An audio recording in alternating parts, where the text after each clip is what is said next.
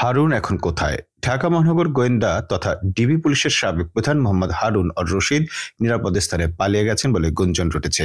কেউ কেউ বলছেন হযরত শাহজালাল বিমানবন্দর হয়ে পালানোর চেষ্টা করেছিলেন তিনি, তবে সে বিষয়ে নিশ্চিত করতে পারেনি কেউ।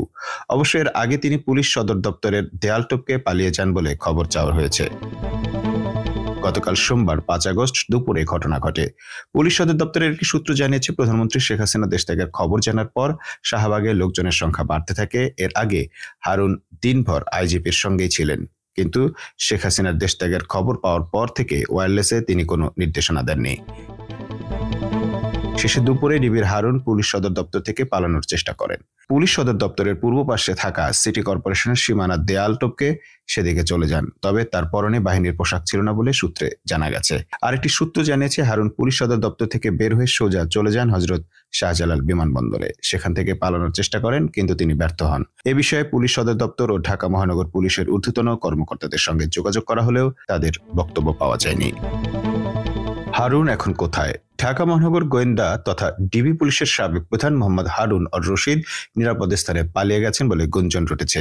কেউ কেউ বলছেন হযরত শাহজালাল বিমানবন্দর হয়ে পালানোর চেষ্টা করেছিলেন তিনি, তবে সে বিষয়ে নিশ্চিত করতে পারেনি কেউ। অবশ্য এর আগে তিনি পুলিশ সদর দপ্তরের দেয়াল টপকে পালিয়ে যান বলে খবর চাওয়া হয়েছে। গতকাল সোমবার ৫ আগস্ট দুপুরে ঘটনা ঘটে।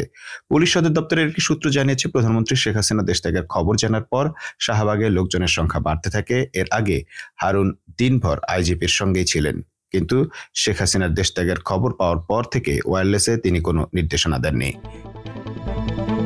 শেষে দুপুরে ডিবির হারুন পুলিশ সদর দপ্তর থেকে পালানোর চেষ্টা করেন। পুলিশ সদর দপ্তরের পূর্ব পাশে থাকা সিটি কর্পোরেশনের সীমানার দেয়াল টপকে সেদিকে চলে যান, তবে তার পরনে বাহিনীর পোশাক ছিল না বলে সূত্রে জানা গেছে। আরেকটি সূত্র জানিয়েছে, হারুন পুলিশ সদর দপ্তর থেকে বের হয়ে সোজা চলে যান হযরত শাহজালাল বিমানবন্দরে। সেখান থেকে পালানোর চেষ্টা করেন, কিন্তু তিনি ব্যর্থ হন। এ বিষয়ে পুলিশ সদর দপ্তর ও ঢাকা মহানগর পুলিশের ঊর্ধ্বতন কর্মকর্তাদের সঙ্গে যোগাযোগ করা হলেও তাদের বক্তব্য পাওয়া যায়নি।